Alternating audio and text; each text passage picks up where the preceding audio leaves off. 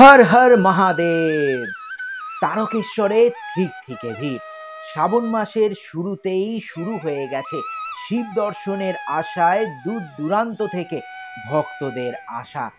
আর এখন তারকেশ্বর মানেই লোকারণ্য, বিভিন্ন ধরনের বাঁক নিয়ে সবাই চলেছেন বাবার মাথায় জল ঢালতে।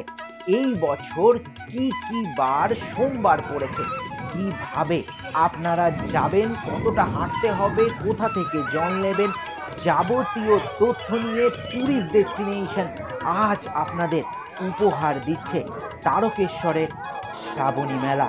মন্দির কতক্ষণ খোলা থাকে, যাবতীয় তথ্য আপনাদের আজ জানাবো।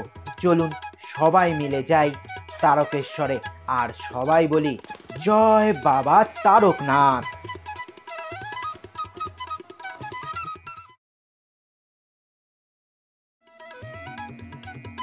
ট্যুরিস্ট ডেস্টিনেশন চ্যানেলে সবাইকে স্বাগত। আমি ডক্টর মিঠুন।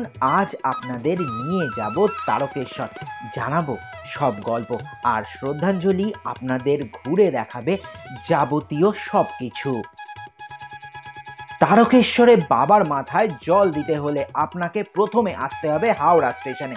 সেখান থেকে তারকেশ্বর, মেমারি, ব্যান্ডেল, শেওড়াফুলি, বর্ধমান লোকাল ধরে চলে আসতে হবে শেওড়াফুলি।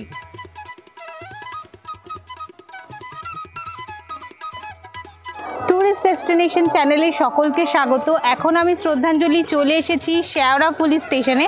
এই স্টেশনে পৌঁছাতে গেলে আপনারা যদি হাওড়া থেকে আসেন, আপনারা ব্যান্ডেল লোকাল, শেওড়াফুলি লোকাল, এছাড়াও পান্ডুয়া লোকাল, এছাড়া নানান ট্রেন রয়েছে, সেই ট্রেনে করে চলে আসতে পারেন শেওড়াফুলি স্টেশনে। আর এই শেওড়াফুলি স্টেশন থেকে আপনাদের বেরিয়ে যেতে হবে নিমাই তীর্থঘাটে।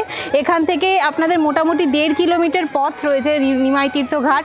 সেখান থেকেই জল নিয়ে বাবার কাছে যায় সকলে, তো আমরাও এখন সেই উদ্দেশ্যে এগিয়ে যাব। শেওড়াফুলি স্টেশন থেকে চলে আসুন বৈদ্যবাটির নিমাই তীর্থঘাটে। সেখান থেকে পবিত্র গঙ্গা জল নিয়ে বাঁকে করে এগোতে হবে এখান থেকে 40 কিলোমিটার দূরে পদযাত্রার সাহায্যে তারকনাথ মন্দিরের উদ্দেশ্যে। এই বছর শ্রাবণ মাস শুরু হচ্ছে 18 জুলাই থেকে, শেষ হবে রাখি পূর্ণিমায়। তারকেশ্বরে শিবের মাথায় জল ঢালতে লক্ষ লক্ষ পুণ্যার্থীর ভিড় আছড়ে পড়ছে। ইতিমধ্যেই ভক্ত সমাগম শুরু হয়ে গেছে মন্দিরে। প্রত্যেক বছরের ন্যায় এবারও পয়লা শ্রাবণ থেকে ভক্তদের গর্ভগৃহে প্রবেশ বন্ধ রয়েছে। বাইরে লাগানো হয়েছে চোঙা, সেই চোঙাতেই জল ঢালবেন ভক্তরা। আর আপনারা যদি ভাবছেন সোমবার দিন বাবার মাথায় জল ঢালবেন, তাহলে প্রথম সোমবার পড়ছে 21 জুলাই, দ্বিতীয় সোমবার 28 জুলাই, তৃতীয় সোমবার 4 আগস্ট, আর চতুর্থ তথা শেষ সোমবার পড়ছে 11 আগস্ট।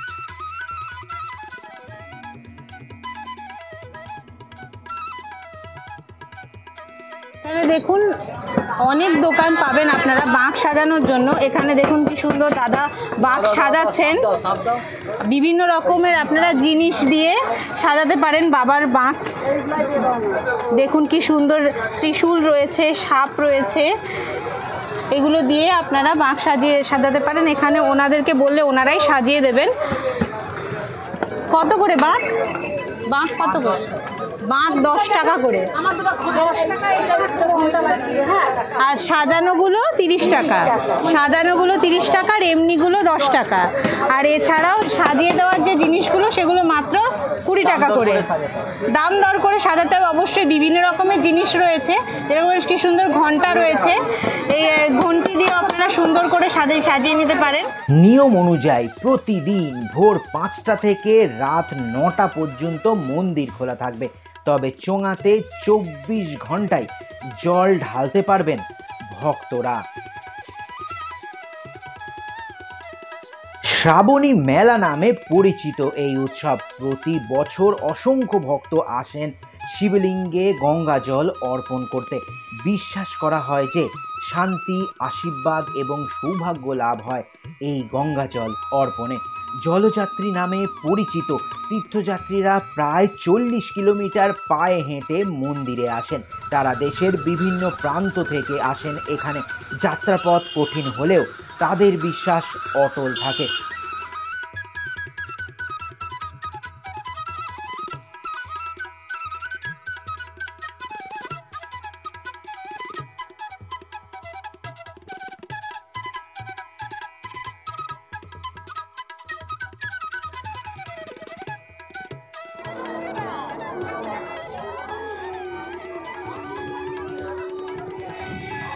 নমস্কার দাদা, আপনারা কোথা থেকে আসছেন? আমরা আসছি পূর্ব মেদিনীপুর থেকে, বাবার কাছেই যাচ্ছি আমরা।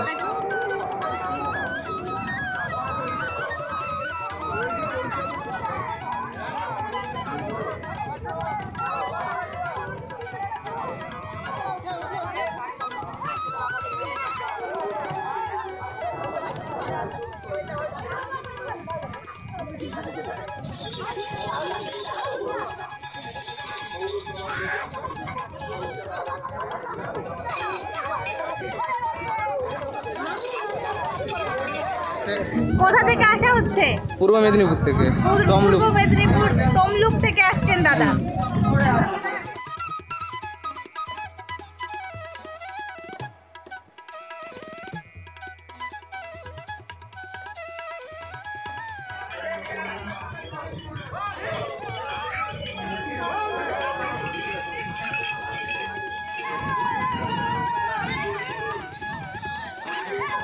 কোথা থেকে আসা হচ্ছে? আরামবাগ থেকে। আরামবাগ থেকে।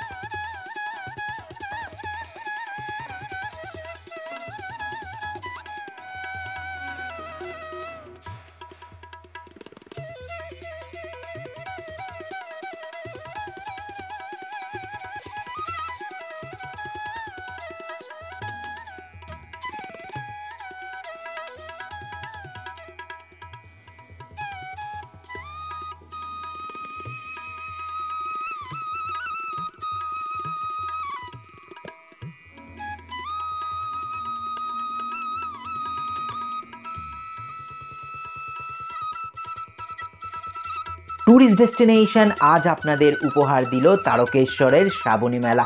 আর তাছাড়া আপনারা আমাদের সঙ্গে কোন উৎসব, কোন জায়গা দেখতে চাইছেন, জানতে চাইছেন তার মাহাত্ম্য, তাও আপনারা জানান। আমরা আপনাদের অনুরোধ রক্ষার্থে সেখানে পৌঁছে যাব।